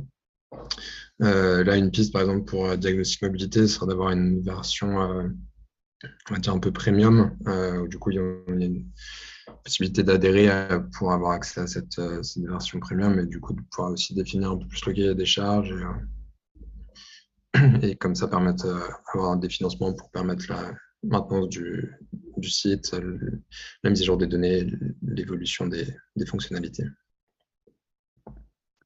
Une autre question aussi je ne sais pas si quelqu'un d'autre veut rebondir sur cette question du modèle économique. Si, je peux en parler. C'est effectivement une des questions qui était d'ailleurs posée dans le règlement de l'appel à commun. On était interrogé là-dessus.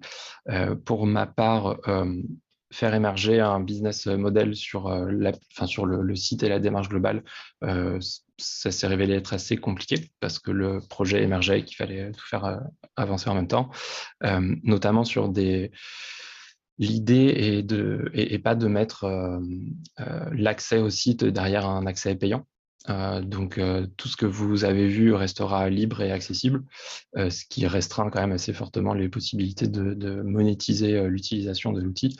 Néanmoins, sur différentes fonctionnalités, il pourrait y avoir de la rémunération, notamment auprès des partenaires que ça peut servir, et je pense en particulier au recensement et à la qualification de la vacance à une échelle macro. Voilà. Sauf si Corentin veut rebondir aussi sur cette question, d'accord. Je vais passer à une dernière question avant de laisser Daniela Sana clôturer. Qu'est-ce qu'apporte l'open source à la co-conception? On a un petit peu répondu en partie dans certaines interventions, mais si vous voulez réagir. Oui, je veux bien me lancer. Déjà, c'est l'accès à une communauté en tant que telle, hein. Toutes les personnes qui contribuent à faire de l'open source, qui a d'ailleurs beaucoup de visages, hein. Ça peut être des aspects logiciels, ultra techniques ou alors très, très généralistes. Donc, en France, on a la chance d'avoir certaines communautés de l'open source qui sont assez structurées, notamment sur l'open data et sur la représentation géographique, avec l'association OpenStreetMap France, qui sont des très très bons relais déjà de l'actualité de l'open source en général, et puis qui regroupent aussi des cerveaux très très bien faits, qui travaillent à ces questions-là tous les jours, qui sont des contacts incontournable, je pense, pour commencer à s'intéresser à l'open source et puis pour répondre à des questions plus spécifiques, quoi. Merci Thomas pour cette réponse. Si on veut être tout à fait à l'heure, je vais passer la parole à Daniela Sana, donc je le rappelle, responsable du pôle aménagement des villes et des territoires à l'ADEME. Daniela qui va nous expliquer de quelle manière la notion de commun va être consolidée au sein de la stratégie de l'ADEME et qui va nous rappeler les grands jalons du calendrier à venir. Daniela, je vous laisse la parole. Oui, merci Inès. Bonjour à toutes et tous. En effet, je rappelle que l'appel à commun est né vraiment de la volonté forte de l'ADEME d'avoir de nouvelles formes d'accompagnement de l'innovation. Et pour rebondir sur ce qui a été dit ce matin, donc l'innovation vraiment adaptée au contexte et usages, et puis centrée sur les besoins. Et donc, il nous a apparu que les communs, basés vraiment sur le collaboratif, la communauté, la licence ouverte, avec une production donc, des résultats sur une durée aussi assez rapide, l'appel à commun est une modalité intéressante. Et donc, fort du succès de cette édition, on a décidé de reconduire l'expérience. Et donc, nous sommes vraiment après une phase de bilan importante. Hein, donc, c'est ce que Louise Calvier a présenté. Après cette phase de bilan de retour d'expérience, on part sur une deuxième édition, dont vous avez les calendriers, les jalons principaux à l'écran. Donc, un an quand même des bilans avec la communauté en interne et en externe. Ensuite, nous avons commencé une phase d'atelier donc toujours de co-construction. Cette co-construction vraiment est les fondements de l'appel à commun. Et aussi, donc, l'idée, c'est avoir de nouvelles alliances qu'on est en train d'explorer. Donc, je vous invite vraiment à participer aux différents ateliers. Donc, il y a un atelier qui va avoir lieu bientôt, déjà organisé par d'autres organismes qui se greffent donc, à la dynamique. Et donc, on a un atelier le 22 novembre organisé par la Fabrique des bifurcations énergétiques et Virage Énergie. Et puis, donc, entre décembre et février, de nombreux ateliers. Et participer à cette dynamique, ça veut dire que vous pouvez à la fois participer aux différents ateliers, également en proposer des ateliers thématiques, parce que nous sommes vraiment en train d'explorer des alliances pour définir les défis, parce que cette nouvelle édition, comme Héloïse Calvier l'a évoqué, va être axée sur la sobriété et la résilience. Donc, bien entendu, pour l'ADEME, il s'agit de sobriété et résilience axée sur le changement climatique. Et donc, le GIEC est venu en plus l'année dernière nous donner une définition vraiment claire de la sobriété. Et donc, par rapport aux piliers aussi de la ville durable, la sobriété et la résilience sont indissociables. Donc, cette nouvelle édition va porter donc, sur ces deux sujets. Donc, je vous invite vraiment à participer à cette dynamique pour un lancement donc, au printemps de l'appel à commun. Nous l'espérons donc, vers mars-avril.